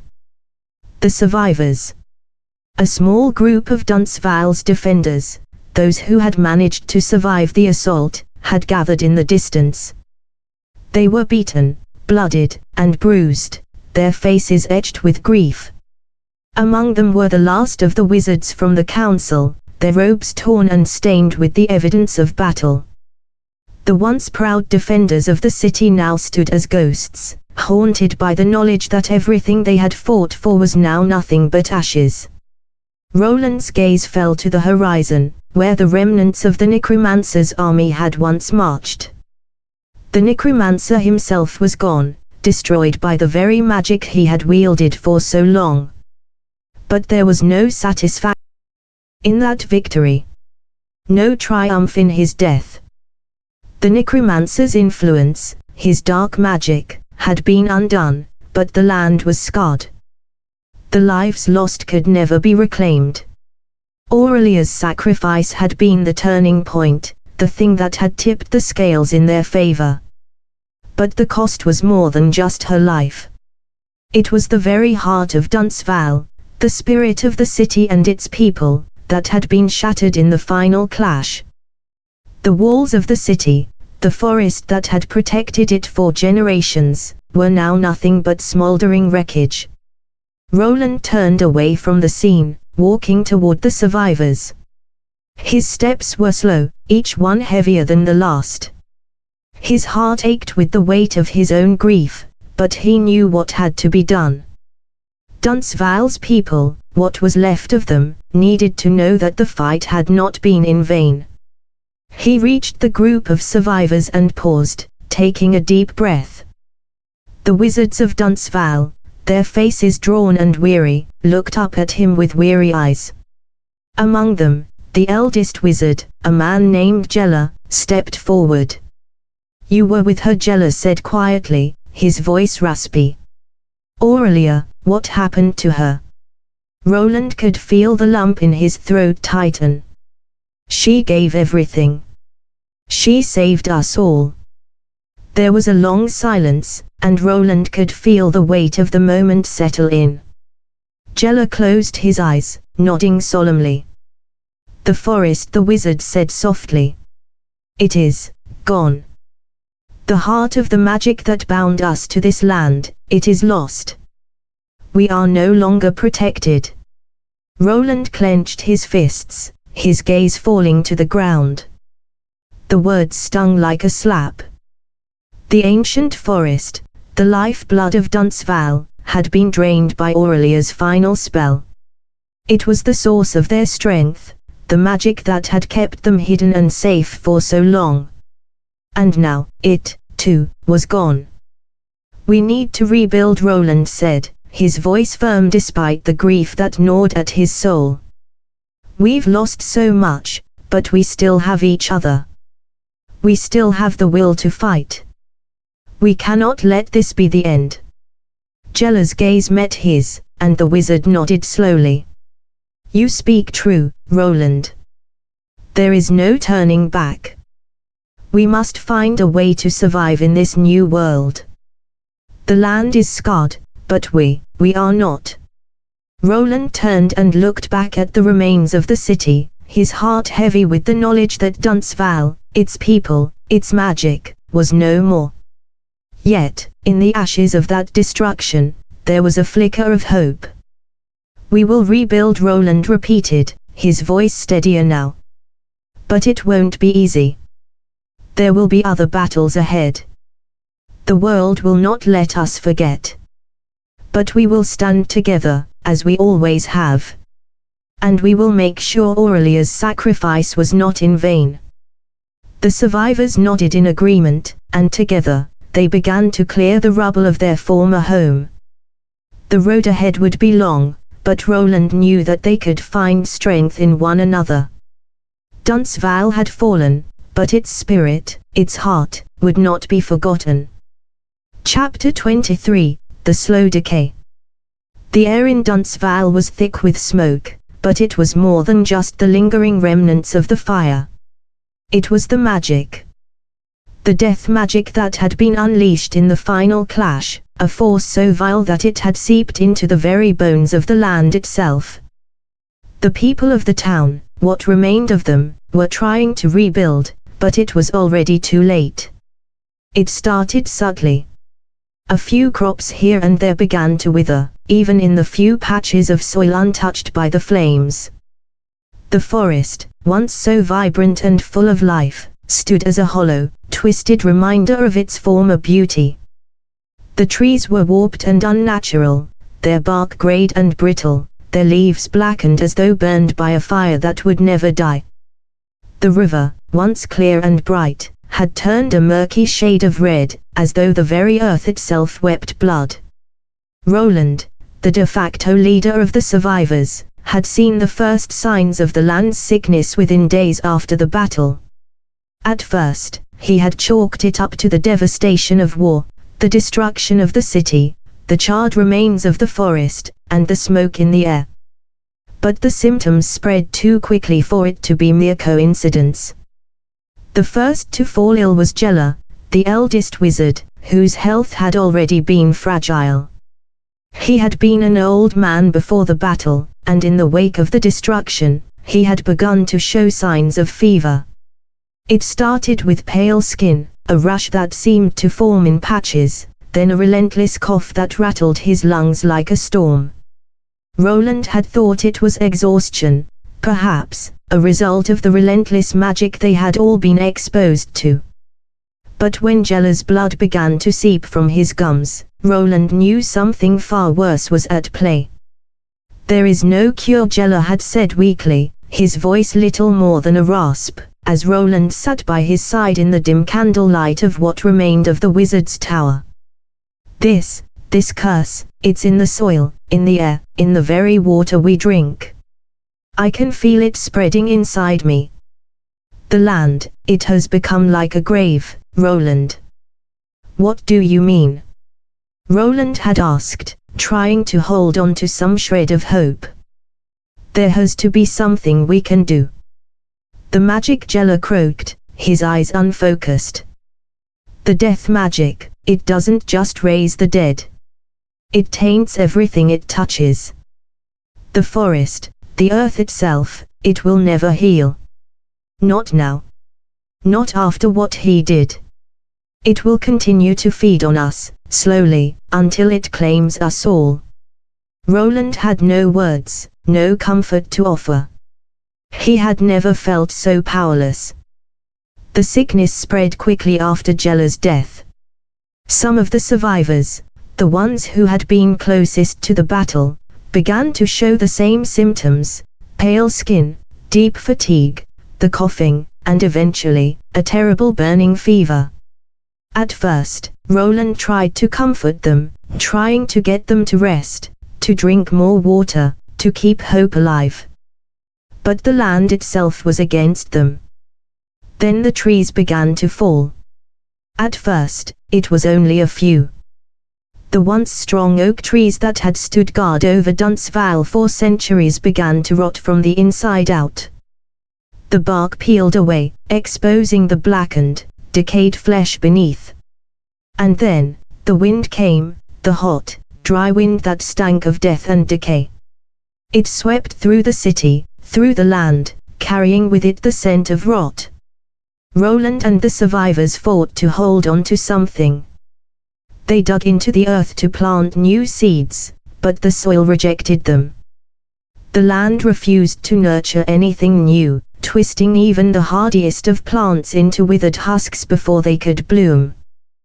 The air grew heavy with an unnatural stillness, the kind of silence that only comes from a place bereft of life. The magic had tainted everything it had touched, and it was all-consuming. Even the children were not spared. They were the first to show signs of the illness. The fever set in quickly, and Roland could do nothing but watch as they writhed in pain, their small bodies succumbing to the death magic that now poisoned the very land beneath their feet. Months passed in a slow, painful spiral. The survivors, now few in number, gathered together as best they could, their faces hollowed with the knowledge that death was coming for them all. Each day, Roland could see the toll it was taking on them. Their steps were slower, their eyes duller. The sickness was inescapable, creeping up on them like a shadow that never left. The trees that had once been their protectors had now become twisted sentinels of death. The once beautiful forest that had shielded Duntsvale was now a dark and dangerous place. The creatures of the forest had retreated, leaving only silence and the occasional rustle of branches in the wind. There was no life, no hope, just the haunting stillness of a land that had been forever altered. Roland, himself, began to feel it. His hands trembled when he held his sword, his steps faltered, and the sharpness of his mind began to dull. The magic was in him, too. He could feel it creeping under his skin, like a disease that had no cure. One by one, the last of the survivors fell. Some succumbed to the fever, others to the sickness that came with the poisoned air. Roland stood by each of them as they passed, but the grief in his heart was empty now.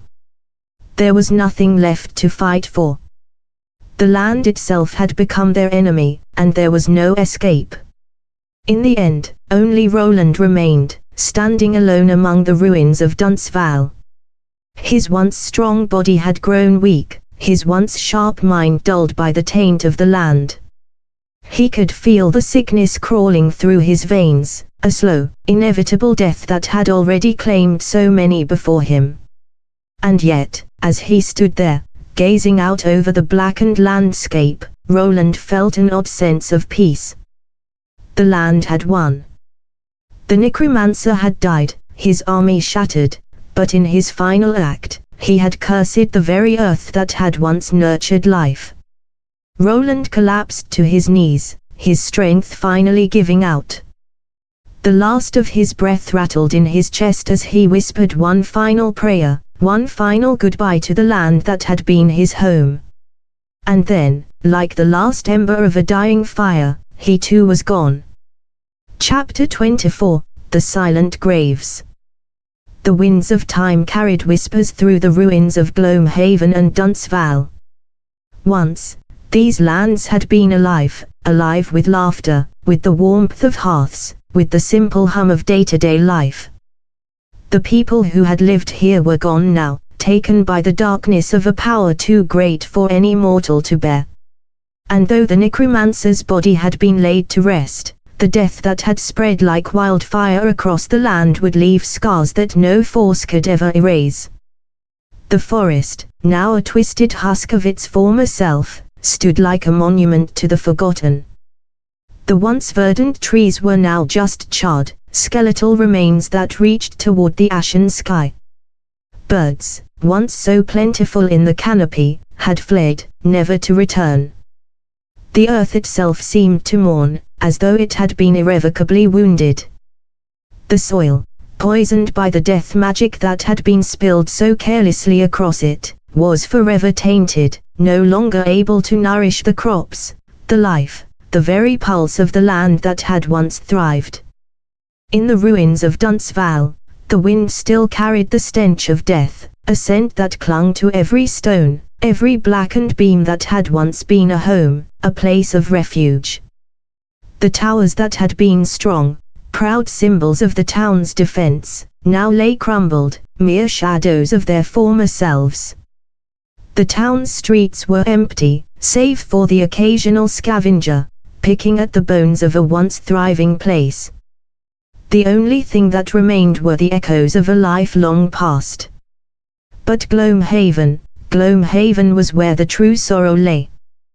There had once been a time when Gloomhaven had been a bustling town, a city of merchants, farmers, craftsmen, and families. The marketplace had been filled with the sounds of bartering, the laughter of children playing in the streets, the warmth of the evening fires. It was a place where hope had lived, and it had looked to a future that would grow brighter, better. Now, all that remained were broken walls and shattered dreams. Where once there had been life, there was now silence.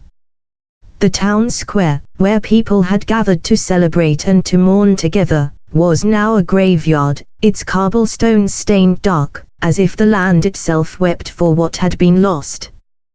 The buildings, once homes to families, now stood as hollow monuments to the lives that had been taken, families torn apart, the elderly left to die alone, children whose laughter would never again echo through the streets. In the distance, the faint remnants of smoke still clung to the horizon, a reminder of the fires that had ravaged both towns.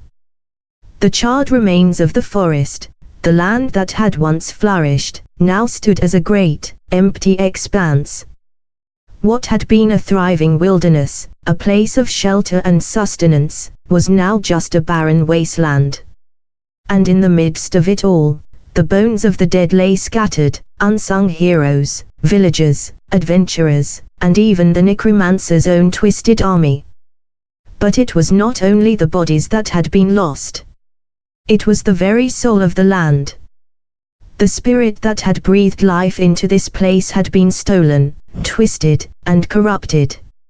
It would take generations, if ever, for any semblance of life to return. There were no songs to be sung now, no festivals to be had. The people who had fought, who had lived, who had loved, were gone, erased from the world by an evil so great it had drained the very essence from the land. Even the bones of the dead had been tainted by the curse, and none would dare bury them, for to disturb the earth was to risk feeding the dark magic that lingered beneath the surface. The Necromancer, too, had been slain. His army had fallen apart, unable to stand without the dark will that had once held them together. But his influence, the curse of his death magic, lived on. It lived in the air, in the ground, in the hearts of those who had survived. It was a wound that would never fully heal. The survivors, those few who had lived to see the final days of battle, had perished, one by one, under the weight of the curse. The air had become thick, the land unbreathable, the waters undrinkable. There would be no rebirth here. No kingdom would rise from these ashes. It would take generations before any could walk this land again. And even then, the land would remember the curse that had been laid upon it. Its history would be written not in the stories of heroes, but in the tale of a people, a land, and a time that had been undone.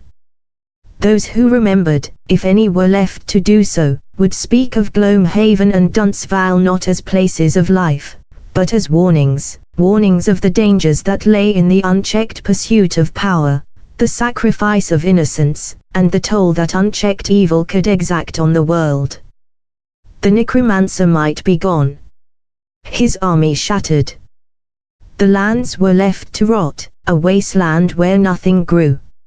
And yet, in the emptiness, in the silence, the land itself seemed to cry out, not for revenge, but for the souls who had been lost, and for the future that would never be. It was as though the earth itself had finally given in, its last breath spent on the hope that one day, far beyond the reach of time, the land might heal, though it knew that day was an eternity away. For now, there was only silence. Silence and the memory of what had been. And the land would never forget.